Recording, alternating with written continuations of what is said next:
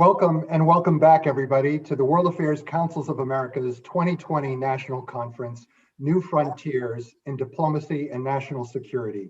And we're going to talk about the first section of that, the future of the U.S. diplomatic service in the 21st century, with three of America's distinguished ambassadors. They and colleagues at the Harvard Kennedy School released their report yesterday on this project. Their timing for the nation and for ours for this conference couldn't be better. Ambassador Nicholas Burns is the Roy and Barbara Goodman Family Professor of the Practice of Diplomacy and International Relations at the Harvard Kennedy School. He's the founder and faculty chair of the Future of Diplomacy Project and faculty chair of the Project on Europe and the Transatlantic Relationship. He serves on the board of directors of the Kennedy School's Belfer Center for Science and International Affairs. And for all of Nick's many other boards, foundations, and advisory panels, please consult the WACA Conference website. Highlights of his 27-year career in the government include Undersecretary of State for Political Affairs from 2005 to 2008, U.S. Ambassador to NATO at the time of 9/11, and Ambassador to Greece in 1997 to 2001. He was also State Department spokesman in the mid-90s. Importantly for me, Nick was and remains a great friend of World Boston, and like me, he's a lifelong member of Red Sox Nation. Ambassador Marcie Ries is a senior fellow with the Future of Diplomacy Project at the Belfer Center. She's a senior advisor at the State Department's Foreign Service Institute, where she mentors new ambassadors and senior officers as they prepare for their ongoing assignments. During 37 years in the U.S. Foreign Service, Marcie was a three-time chief of mission, serving as head of the U.S. Office Pristina in 2003. A year later, she became U.S. ambassador to Albania until 2007, and she later served 3 years as U.S. ambassador to Bulgaria. Marcie also was a senior member of the team that negotiated the 2010 new Strategic Arms Reduction Treaty, START, and prior to that, she was Principal Deputy Assistant Secretary for the European and Eurasian Affairs at State. For those of you who are really keen to know about the future of the transatlantic relationship, this is your panel. Marcie, by the way, also received the U.S. Army's Distinguished Civilian Service Medal and was awarded the Presidential Meritorious Service Award. And that brings me to Marc Grossman, Vice Chairman of the Cohen Group, a global business consulting firm here in DC. Ambassador Grossman served as Undersecretary of State for Political Affairs, the State Department's third-ranking official, from 2001 until he retired in 2005. As Undersecretary, he helped marshal diplomatic support for the international response to the terror attacks of 9/11. He also managed U.S. policies in the Balkans and Colombia and promoted a key expansion of the NATO alliance. So he was doing that while Nick was ambassador to NATO, and then Nick replaced him, or succeeded him, I guess is what we need to know. Other highlights of Marc's 29-year career in the Foreign Service included service as Assistant Secretary of State for European Affairs, and before that, Ambassador to Turkey. Marc had been at the Cohen Group before, 2005 to 2011, and in the latter of those years, he served as chairman of the WACA National Board. I met him once during that time at Harvard to say I was not ready to join WACA as president. That certainly wasn't why Marc left his chairman's perch to accept President Obama's invitation to serve as U.S. Special Representative for Afghanistan and Pakistan, 2011 to 2012. I leave this very distinguished panel in the capable hands of my colleague Joyce Davis, President and CEO of the World Affairs Council of Harrisburg. Thank you all.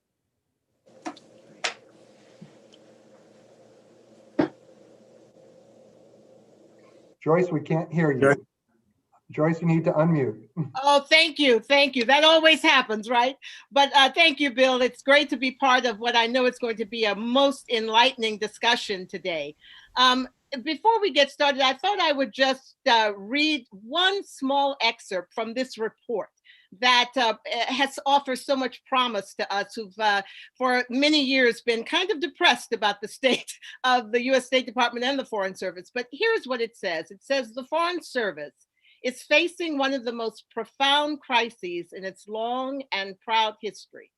It is underfunded and understaffed and in need of stronger career and non-career leadership. In recent years, it has lost key personnel at the ambassadorial and junior ranks. Its record on diversity is not acceptable. There are also crucial challenges that must be met inside the Foreign Service, including an honest self-assessment of the service's internal culture. Morale is at an all-time low. The service is in danger of losing its capacity to serve the American people effectively.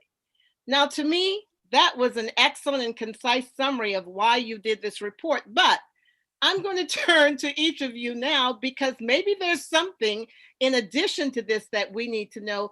And I'd also really like to know, how did you get the full cooperation that you needed? And where did that cooperation come from as you put together this report? Do you want to start us off, Ambassador Burns? Well, thank you very much. I think I'm going to defer to my friend and colleague, Ambassador Grossman, for some opening remarks, and then we'll take it away. Thank you. All right, very good. Joyce, thank you very much. And thanks everybody for participating in this panel. It's such a pleasure to be back in front of a World Affairs Council of America group. And Bill, thank you very much for the invitation. Joyce, you've got the key phrase, and we thank you very much. It's that journalist in you. You went right to the story. And so you've got it. And perhaps we can kind of elaborate a little bit, but you've got the key piece of this. And what I would say in addition is this. Why is it that that's important to us? It's important to us for two reasons. And I speak on behalf of, I think, all of my three colleagues here. One, it's important to us because we're American citizens. And we want the highest performing, strongest, best diplomatic service to protect the citizens of the United States of America and to defend our country. But secondly, I think it's important because thanks to the bios that Bill read, we spent our careers in that department. We spent our careers as Foreign Service officers. And as you know from reading the report, the other thing we wanted to do was honor the people who are serving today and honor the people we hope will serve the United States of America for many, many years to come as diplomats. We had our careers, and we thought this was our chance to say to people, we want you to have the capacity to build a State Department that you can be proud of and that you will stick with and that the country will be proud of. Two other points just to pick up on points that you made, and then I'll go to my colleagues. One is that the citizen question that you raised is extremely important to us. And all through our deliberations, we've been now at this about 7 months. One of the things that we wanted to do was see if we could realign the efforts of the State Department, the efforts of US diplomats, and what it is that American citizens expect them to do, what it is that American citizens want them to do. And so that's why when Bill Clifford asked us if we would be interested in joining him in doing some World Affairs Councils around the country, we said absolutely. So we spoke to World Affairs Councils in Dallas, Fort Worth, Nashville, Peoria, Cleveland, Boston. And in all of those, and we can talk about them if you're interested in, we got ideas that made it into the report, but we wanted this to be about citizen interest. And second thing that you asked is cooperation. I will say we've gotten the most wonderful cooperation from all of the various constituents that you could imagine. Retired Foreign Service people, currently serving Foreign Service people, military colleagues, intelligence colleagues, people around the country, business people who were interested in it, people in the Trump administration, Republicans on the Hill, Democrats in Congress. People are very interested in this. And I think if you take a look, I know it's not the first thing people read, but if you look at the acknowledgments of the report, we got fantastic cooperation. And that's why we come to you today optimistic that something can be done here. Well, that's all great news because, we have been concerned with the World Affairs Councils about what we have been hearing. In almost every forum we have, we've just heard bad news. And this is the first glimmer of hope, of some good news. So let me turn to that because we've got a lot to talk about. You guys have offered 10 proposals, 10 suggestions, 10 recommendations. And so I want to delve into that right now if we can for our participants. Ambassador Burns, I think, are you able to start us off? Each one of you will kind of take a bite out of this apple. And I think you're going to take the first bite. Is that correct? I'm happy to do that, Madam Chair. Happy to take that charge. Well, good afternoon and good evening, everybody. And it's a pleasure to be with all of you. We have 10 action steps that we're recommending for Congress in both parties on a hopefully nonpartisan basis, bipartisan basis, and the new administration to take. And the first is to renew the mission and mandate of the State Department and of the U.S. Foreign Service. We believe that the Foreign Service ought to be one of the principal policy advisors to the president in Washington, D.C., and all the policy debates that take place at the White House and in the executive branch. And the Foreign Service and State Department have to be the lead executors of any president's policy. That's through our 273 embassies and consulates around the world. Is through our ambassadors who represent us in all those countries. The State Department has always played that role since 1789 for the United States, and that role has been reduced. And in a way, what we're also asking for is for the American people and for Congress and the new administration and President-elect Joe Biden and Vice President-elect Kamala Harris to undertake reforms for our Foreign Service that we've already done, if you think about it, in past decades with both the military and the intelligence communities. After Vietnam, the American people had to rethink the role of the military after the problems that we experienced in Vietnam, after the failure of intelligence on 9/11, and in the Iraq War in 2003, we had to reform the intelligence community. We need to make an effort right now to do that with the Foreign Service and the State Department of the United States. Renew the mission and mandate, which is important for each citizen, as citizens do profit from a stable, effective foreign policy overseas. Very good. And now, Ambassador Ries, let's bring you into this conversation. I understand that the next few proposals were actually ones that are dearest to you. So why don't you kind of lay out those? Okay, well, my section was on professionalization of the Foreign Service. Ever since we had a Foreign Service, we've had a sort of an apprenticeship approach to training, a kind of a learn by doing. And even after another century of its existence, the Foreign Service really hasn't changed that. Yeah. And when, for example, Colin Powell came to be Secretary of State, he looked at it and he said, well, you know, in my career, I had a 35-year career and I spent about 7 years in training. So how long do you spend in training? And our people said, well, outside of language training, maybe a few months. And so our approach has been that our people need to have career-long education. And it needs to be structured. It needs to have a framework. And it needs to focus on three things. One is current and future foreign policy issues. We need to encourage strategic thinking. We need to encourage people to study lessons learned from other experiences.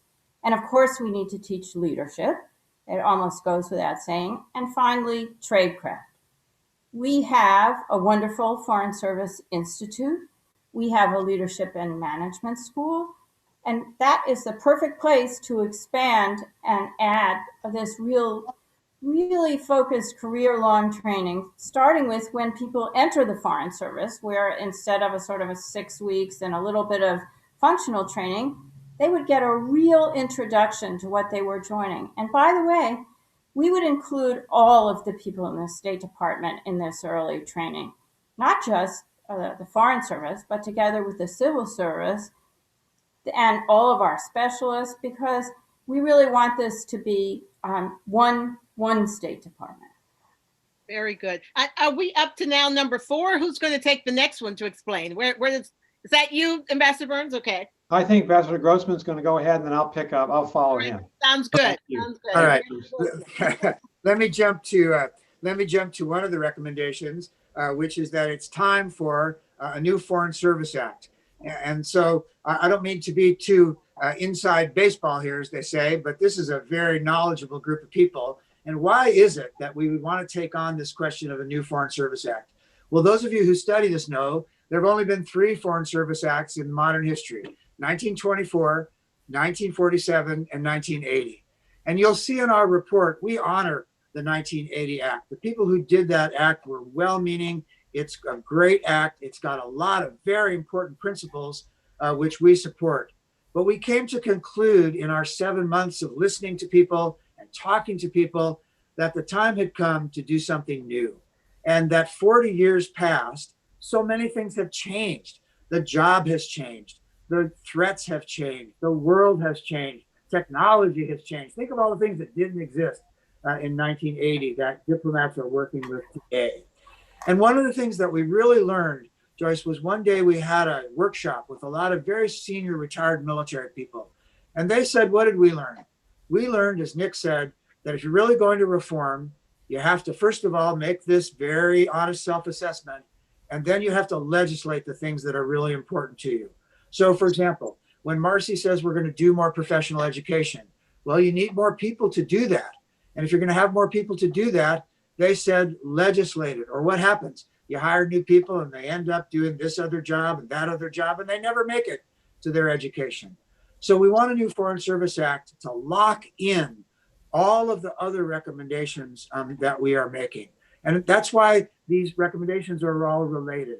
They'll be more powerful if they're backed by some kind of law.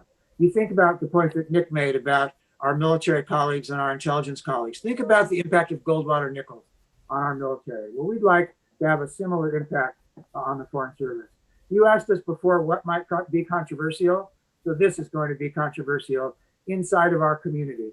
But I'll tell you, we found a lot of support for this change. And where we really found support was on Capitol Hill, where people are very interested in this.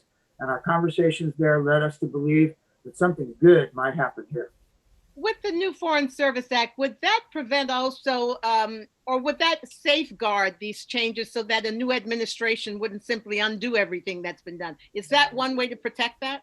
That would be one way to protect it. So, for example, if you think about the points that both Nick and Marcie made, mission and mandate, it's so much more powerful if it's in a law. And the points that Marcie made, lifelong professional education, it's so much more powerful. And this is what Goldwater Nichols proved if it's in the law.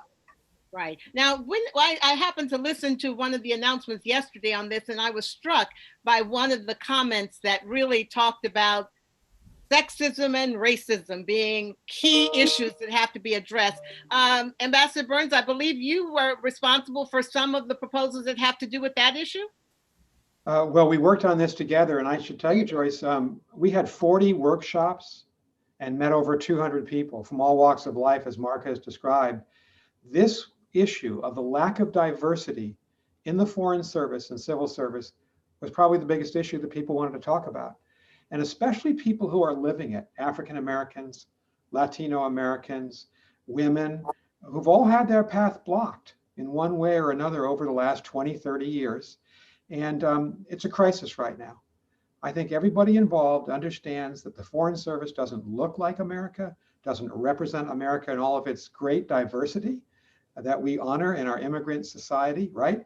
And that we've got to really act to turn things around. Let me just give you a couple of data points to indicate what I'm saying.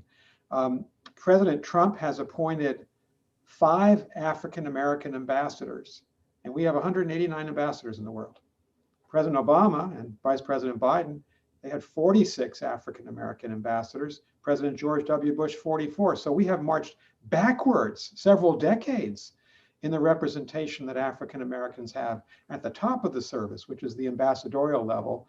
And I should also tell you, if you look at the percentage of African Americans and Latino Americans in the senior Foreign Service, so the senior ranks of the service, they haven't changed much in 20 years. We're not making progress. So we have a lot of detailed proposals here. Number one is the new Secretary of State. We don't know who that person, she or he, is yet. And the new Deputy Secretary of State, whom Joe Biden and Kamala Harris will appoint, they've got to own this problem. They've got to say to themselves and say to the entire State Department workforce, we're going to change things. We're going to open things up and make sure that we're recruiting people. So we think that there should be an ROTC type program that the federal government should start for the State Department. We should identify kids in high school and college from underrepresented communities who may want to serve in government. We help to pay for their education, and then they work for the State Department. They become part of our system. They become officers, Foreign Service officers and civil servants for the State Department.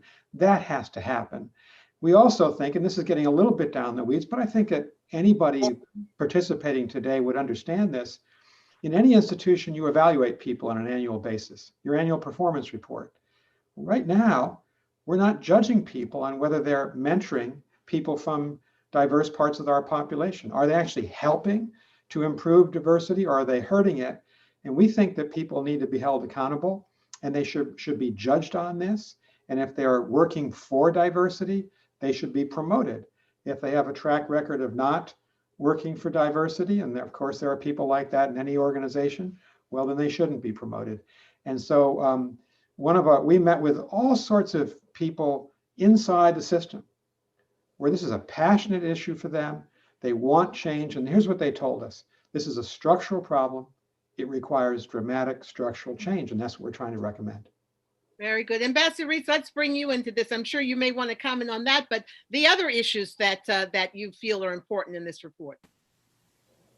Well, I'm going to tell you that the last bit, actually, which is that we are going to propose to change the name of the service. And why is that an important idea? Well, there's tons of literature, especially in business, about transformation. And one of the things that they say is that changing the name is the big signal that you really are starting off with a lot of new things. And so that's one of the reasons that we think that. But I'm going to ask the people who are listening to this to think about, what does foreign service immediately make you think about? It makes you think about foreigners. What we want to do is to have people think first about the United States. And so the way we would put the name is the United States Diplomatic Service. So the United States is the first and most important part. Diplomatic tells people what we do. We are diplomats. And service is what we are committed to. The most important part, service to the nation. So for me, the name change is a really important part of this whole package. Okay. Have we gotten to all of the proposals now? Is that all 10 of them, or have we missed one? Oh, we've missed a couple, but we're in your hands. If you'd like to go through them, we can continue to do so. Or if you'd like to do something else, that's fine too. Well, no, I'd like to. Which ones did we miss? Would you like to bring in some there, Ambassador Grossman? Well, I'll bring in a couple, and then Okay. I'd like Ambassador Burns to talk a little bit about the non-partisanship, which is extremely important as well. Very So let me good. sort of quickly go through a couple of the others. One is one of the other huge challenges that we face is changing the culture of the State Department. Joyce, and one of the things that we have been absolutely honest about to ourselves, first of all, and then to all of the people we've spoken to, is that the problems of the State Department don't come 100% from the outside. And it was a little bit in the sentence that you read, right? We need a self-assessment. And there are many things in the State Department's culture which need to change. Our chapter on this, of course, begins with what are the good things about the culture: patriotism and service and families and sacrifice and curiosity. And those are very good things that need to remain. But we then go through a series of ideas that we have given and heard about where the culture needs to change, about speaking the truth, not just to power, but to each other, about honest self-evaluation, about, as Ambassador Ries said, a belief in lifelong education, a belief in diversity. All those things are cultural changes that need to be dealt with. And I don't think, and what we learned from our military colleagues again, was that no real transformation will take place unless there's an honest self-assessment about the future. The other thing that I would just group together, just to give you some ideas and some numbers and thoughts, is the question about how to make the workforce more modern and more flexible. And there are three ways that we thought about this. One is to try to, again, make the whole system itself more flexible for people, and so that they can be high performing and they can be excellent, and it gives them opportunities to do so. Fundamental to that is to make sure that there are enough people every day in the Foreign Service and the Civil Service who can be out being educated and having professional education. And so what we've recommended is a 15% increase in the number of Foreign Service people, so that people can be out getting their MAs, getting their PhDs, getting the training that they need. And that would be about 2,000 people. And the cost would be in the neighborhood of $400 million or so over 3 years. Second thing we've recommended is to experiment with what we call a defined mid-level entry program. And this is another one, Joyce, that's going to be controversial. And, you know, I understand why people will worry about this a little bit, but we look around at the world of work And what does the State Department need? It needs the ability to bring in people who know about AI and know about food security and know about data science and know about other sciences, and have them also come to the service. And even if they come in at the mid-levels, and very importantly as well, to Ambassador Burns's point and your point, a mid-level entry program helps you with diversity questions as well, because it allows you to bring in more diverse candidates at the mid-level. So we've proposed a defined, not large, but a fine mid-level entry program to help the Foreign Service move forward. And then finally, after a lot of years of thinking about it, we have proposed a diplomatic reserve corps so that the department can do a better job in surging to emergencies and also connecting to the United States in that reciprocal way, so that people who might want to support our diplomacy, but for one reason or another can't become Foreign Service officers, that it allows them to serve. And the reciprocity is, if they come to serve at the State Department or overseas, then maybe they'll go home and tell people, aha, this State Department, it's serving the interests of the United States. Very good. Well, just to review for our associates there who are listening in, we had 10 points, right? One is redefine the mission and the mandate of the U.S. Foreign Service. The second is revise the Foreign Service Act. Third, change the culture. Some things good about the culture, but some things need to be stirred up a bit. 4, focus relentlessly on diversity as a first order priority. Then the 5th is professional education and training. That should be at the top from what I understand. Action 6 is make the personnel system more modern and flexible. Now that's an inside thing, but it will help make sure that this functions a bit better.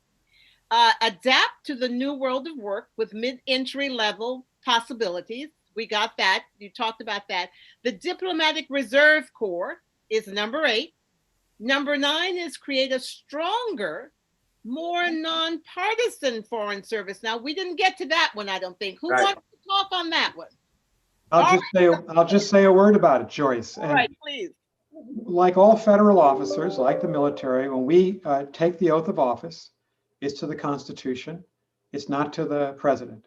It's not to the Congress, Constitution. We are nonpartisan. The 3 of us, when we served, we were nonpartisan. We all served Republican and Democratic administrations. What's happened is that the State Department has become inundated with a very large number of political appointees. Now, political appointees can be very good.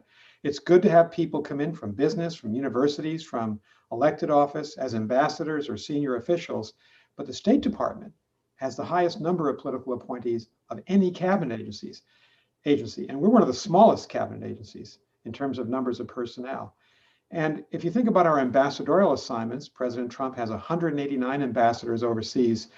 The post-World War II average is that 70% of our ambassadors should be career officials like ourselves. 30% should be political appointees, people who come in for a couple of years from outside who are affiliated with the president's party.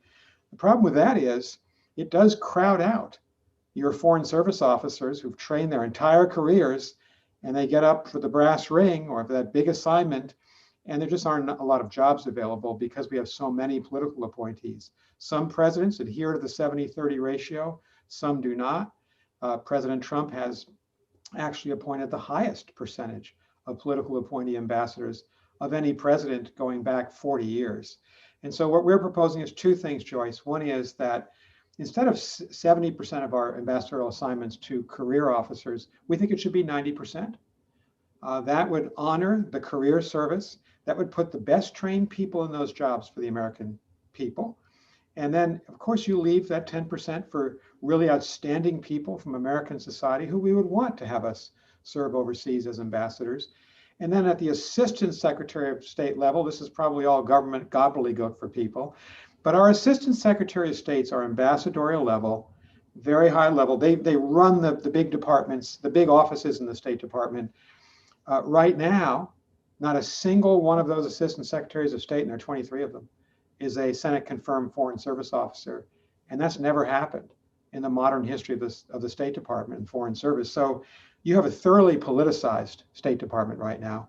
We want to make it more nonpartisan. We'd like 75% of those Assistant Secretaries to be career, 25% would be political. We think that's fair. And by the way, the last thing I'll say, we're the only country in the world, the only one that has such a high percentage of non-professionals in these key jobs. And so we want to right-size this, and we want the Foreign Service to be respected. And then we think our foreign policy is going to be more effective if well-trained people are leading it. Okay, I'm assuming that's one of the controversial ones, right? That's very controversial. You know, as Marc said, we've been talking to both Republicans and Democrats on Capitol Hill, members and staff, and I don't think anyone likes it.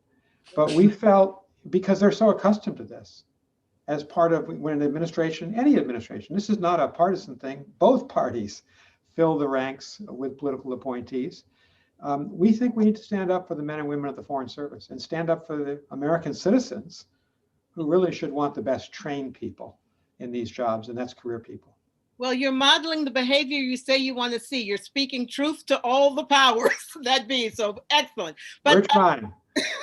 The last one too is the find this new spirit and a new name that Ambassador Ries talked about. And just one final question there before we take them from the participants. And I'm still concerned that Americans really don't know what you do or don't understand what you do.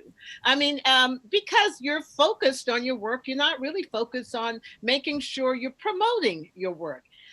Is that at all included in the report? How are you going to help Americans, and how are you going to help young people? I'm mentoring loads of young people at high school, and I'm trying to convince them to think about foreign service, but they don't really get a whole lot of sexy material about it. So what's the thought there? Ambassador Ries, you want to take that one? Yes, that is something that we've thought quite a lot about, and we accept that it's our responsibility to try and get more information to Americans about what we do. And one way that will happen is in some of the proposals that we've made about recruitment, that a more robust attempt to tell people about the Foreign Service, even all the way down to high school. But right now, we do some of that at the graduate school level, but we're proposing to also do it at the undergraduate school level. And another proposal that we've made for a Foreign Service Reserve Corps, those people, by being part-time in the Foreign Service and then returning to their communities, will have a lot to say about what we do overseas, what they do. If you think about it, the current National Guard, the military, they are, many of them, upstanding members of their communities, and they talk a lot about what they do. And so this, we think that this proposal, while that's not the principal aim, will certainly provide a lot more information to Americans about what we're doing in those embassies overseas. Very good. Very well. Look, I'm a step ahead of you because I have some middle school boys that I'm telling you're going to be an ambassador to this place and you're going to be the Secretary of State here. So we're getting them ready for you. Okay. Thank you. Absolutely. Absolutely. Well, you have to start young, and put it in their minds. But let's turn to some of the questions that have been coming in, and we do have a lot. In one case, we're asking, council staff are asked all the time about ideal characteristics for candidates for today's foreign service. So before we refer them to actual FSOs or former FSOs, what should we tell them? Anyone want to take a stab at what should you tell them as an ideal candidate? I stumped you. No, well, I'll take a swing at it, but Marc used to run Marc was Director General of the Foreign Service. So he ran the personnel system and was in charge of recruitment. I'll just say one thing, but Marc's going to give a better answer than me. Basically, you need to be 21 years of age and an American citizen, but you need to be patriotic. You need to want to serve your country. You need to be available to be moved around the world. In a 25 or 30-year career, you're going to probably spend slightly more than half of that time overseas. We all wanted to do that. Our families, well, at least our spouses did. I don't know if our kids did. They were dragged along with us. But be available for worldwide service, be nonpartisan.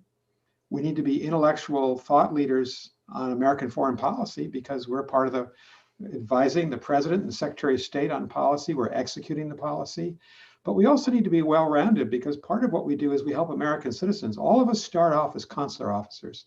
So if you get if a child is born overseas, we give the birth certificate. If you lose your passport in the middle of the night, we've all done this. We issue a replacement passport. If you end up in jail or legal trouble, we try to help you. If you're an American business trying to find an export market, we try to help you do that. We're a full service operation for American citizens, as well as governors and states, as well as, of course, the nation as a whole. And what an exciting job it is to be on the front lines for America overseas. If you look at our report, we have this fabulous map from the Lowy Institute in Australia, which shows the entire world, and it shows where all the 275 American embassies and consulates are, kind of, bright stars out there on a dark background. It's really beautiful. We're on point for America. Absolutely. Ambassador Grossman, did you want to add to that? I just add a couple of things if I could, Joyce. One is that I agree 100% with Nick and want to reinforce the question of patriotism. That's the most important thing. When I tell people who are interested in the Foreign Service, I say there's no substitute for working in an office where the American flag flies. And so if that moves you, if that's what motivates you, then this is the job for you. Second thing is, I think to what kept me going all of those years, you also have to have a very deep curiosity about how other people live their lives, about how other people make decisions, about how other people set their priorities. Not to confuse who you represent, the United States, but to be good at this, you have to be curious about the person who's on the other side of the table or who you meet in the country that you're serving. So curiosity is also very important. I also tell students it's a matter also of being able to present in writing, to present orally, to make your case. And so if you've got the chance to take those kind of classes, that's a really important thing. And finally, for me, people now say these days, oh my gosh, young people, they want to move around, change jobs every 4 or 5 years.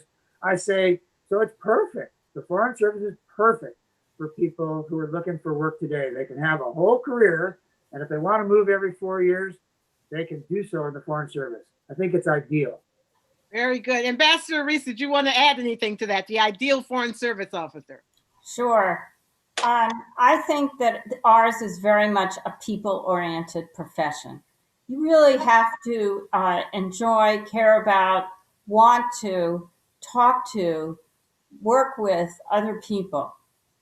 Diplomacy is really very dependent on relationships, the relationships that you can build with foreigners, with foreign leaders, so that you could advance our interests, our nation's interests, our people's interests overseas. And we do a lot of negotiation. We negotiate treaties and agreements. We do a lot that really depends on building some kind of trust with the people you're working with. And of course, an embassy represents many different interests in the United States. Some of our embassies have as many as 25 different agencies, everything down to the Postal Service. And the ambassador is the person who is the leader of that very big team. And that person needs to be able to carry forward the interests of all of those people who work with him or her. And so I think that it's very important to be a people person. The other thing that I've had, having worked frequently with people in the Foreign Service when I was with Radio Free Europe, Radio Liberty, you have to be willing to put yourself aside and really represent the country. There may be things you're asked to do that you don't necessarily agree with, but you just get there and do it and carry it out, right? That's part of the deal. That's what Nick said. That's what the oath of office is about. Right. Is you put up your hand and you swear to that oath, and then we ask you to live that oath. There you go.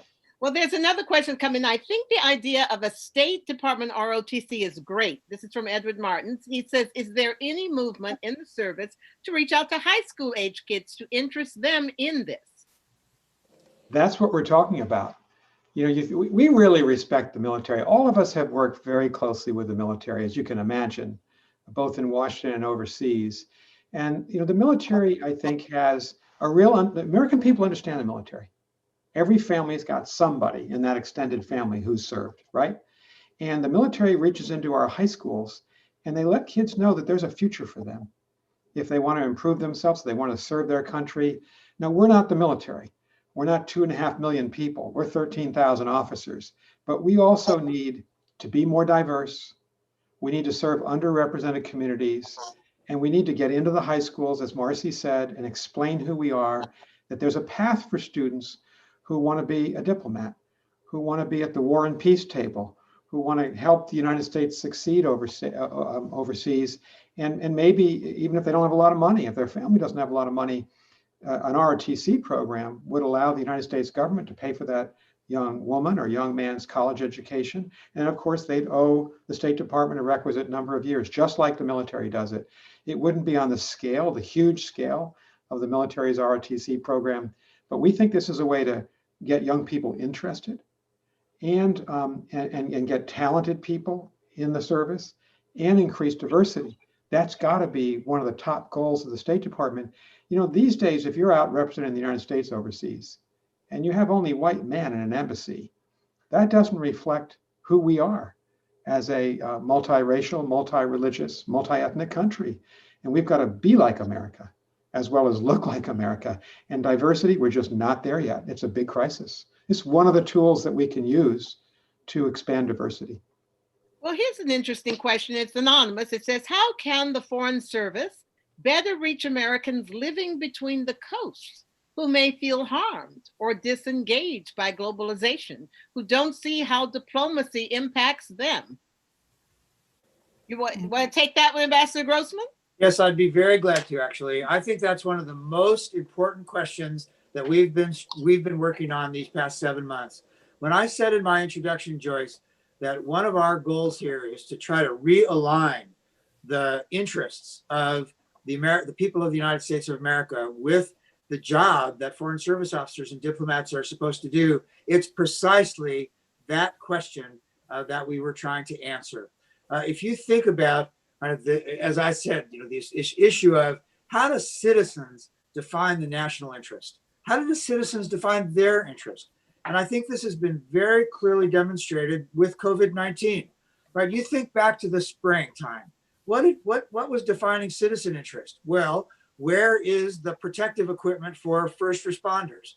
How come medicine in this country is all made someplace else? Where are the things, what's important to me as a citizen? The other thing I think that's extremely important from your questioner is that I believe that diplomacy over the past 15, 20 years has not paid enough attention to those people who did not benefit from globalization. And I hope your questioner, although anonymous, will read the report, because we say so in there that one of the problems is that so many millions of people sure benefited from globalization, but millions of people did not. And that's certainly true in the United States of America. And so when we talk about this realignment, we're talking about exactly that. I also think we tried to learn a lot from the work that's being done on this question. For example, at the University of Nebraska, they partnered with the Carnegie Institution, and they surveyed people all over Nebraska. What is it that you want diplomats to do? What is it that you want your foreign policy to accomplish for you? And I hope every single person at the State Department and every single person in the administration coming in will read that report, because it's very clear that people want jobs, they want protection, they want us to succeed as a country. And so I appreciate the question. I hope your questioner will read the report. He or she will find that that's a key consideration of our last 7 months. Yeah, Shahid Qadri is saying, what can be additionally done? I think he's looking to find out if the proposals contain any concrete recommendations for increasing the feedback, interaction, and visibility of our excellent diplomatic corps with the general electorate in the United States. Most of them, he says, remain uninformed. That was my point, Shahidi. But I know that there have been attempts to sometimes send the State Department people in to be speakers. But is there anything else you can envision that would really make them more approachable and more understood by average people, like people here in Harrisburg? It's an important challenge, Joyce, and various secretaries of state and presidents have approached it differently. When President Clinton was in office, we all worked for Secretary Madeleine Albright. She pioneered a concept called town halls. So I think she did 12 in her first year in office. I was her spokesperson back then. And so I traveled with her to Atlanta and San Diego and Miami, Florida. And we'd roll into town and she'd meet the mayor and the governor. But more importantly, get out and meet people. We'd have a town hall. Anybody could come. Anybody could ask her a question. She'd get ideas from people. She'd go on local radio, talk radio, and TV. We got to do more of that. Our disadvantages were very small service. A lot of us are overseas, so we're not even here. And one of the obligations that's on us is to stay connected with American society. So if you're overseas for 4 or 5 years, when you come back, we've got to get our people back in touch with their home communities. And as you say, not just the two coasts, but the interior of the country where lots of people live. It's a big, important part of the country. And I think that's on us to find ways that we do that and to talk, as Marcie said, talk more frequently and more effectively about why the work that we do, or our brethren in the Foreign Service do, we're all retired now, that helps American people, that helps them in their daily lives, because we do work that helps them. We just need to talk about it more. Right. Anyone else want to add anything on that? Ambassador Ries, since go ahead. Well, we did touch on this in the section on education, where we suggested that officers, certainly before they become senior officers, need something to sort of reconnect. And there used to be a program, it doesn't exist anymore, which included traveling around the United States at this threshold in their career and talking to people and really reconnecting with what people are thinking about, even in the interior. Like the class I was in took a bus from Memphis all the way to New Orleans. And we stopped all along the way and talked to people and visited with them in local communities. This was invaluable. And I that's one of the reasons why we put in something about bringing that idea back. Very good. We're closing in on the final points we're going to be able to make, but I did want to raise this, and Mary Mendoza is asking a very important question. She says, of the 10 points, if you were negotiating with Congress, which do you think would be the most important, impactful, in that you'd be willing to tell Joe Biden and Kamala Harris to focus on? Who wants to challenge that? We'll take that one on first. Ambassador? Maybe we could all say a word on this. Okay, go ahead, Ambassador Burns, you start. Okay, I'm going to be intrigued by what Marc and Marcie say, because I don't know what they're going to say. I would say that if we're going to change the State Department fundamentally so that the men and women of the State Department can succeed for the American people, which is what it's all about, it has to be enshrined in law. The Foreign Service Act, we haven't had in 40 years, Congress has not said in law, this is what you should do. This is your mission. This is the structure. This is the support we're going to give you. And that goes into a lot of the proposals that Marc was very involved in. And Marc can talk about it. These structural changes, if you put them in law, then politics and politicians can't change them easily. And when the winds change, we're still going to be constant. And we have that constant support. So that's what I'd vote for. I think we all yearn for some constancy in this. We do. Mr. Grossman. Thank you. I think Nick is very right. When we started this effort, we weren't sure about whether we would come out for a new Foreign Service Act. But we became more and more convinced of it over time, that for all the reasons that Nick said, that the fundamental aspects of this have to be done. I would say, though, that there are certain things, again, if I was negotiating, I would try to reach for that big goal. But if you think of the 10, I would answer the question to Ms. Mendoza by saying, I'd also think about this in terms of time. What could I do today? And if I was doing things today, I would do mission and mandate today, because that's something the president could talk right about. I would do diversity today. I wouldn't wait to tackle the diversity questions. I would move quickly to get the 15% float for training in transit, because it's a foundational element of everything else that we want to do. And those are things that could be done right away. If you think about a little bit farther on, and I don't mean like years, I mean months, then you have your education, your mid-level entry, The nonpartisanship, as Nick said, is something that we wanted to do over time. And then finally, through it all, through every single one of these, is culture change. And you have to start that right from the beginning and never give up and press it through everything. So that's maybe not a negotiating strategy exactly, but it takes Nick's idea and makes it an implementation strategy on what you can do starting now. Ambassador Ries. Well, I think something that can be done right away is attack the problem of diversity and inclusion. And we have made the point very strongly here that it's okay to appoint a chief diversity officer, but the Secretary of State has to really be the chief diversity officer. And from day one, needs to say, this is what I expect. And that would help facilitate the change in culture that Marc is talking about, and just a whole change in attitude. It's okay to have a vigorous program to bring people into the institution and to protect them once they're there, but to have the kind of really different mental attitude, that needs to come from the top. That's a leadership responsibility. Well, there is one final question here that I think we really do need to take into consideration, and that's coming from Utah, for the Utah Council for Citizen Diplomacy. They're saying they've noticed an all-time low in morale for the youngest generation entering the Foreign Service, especially after Secretary Pompeo's recent transition remarks. They want to know if you have any advice for the next generation. That, I think, is a fitting way to conclude. Would you want to get us started, Ambassador Grossman?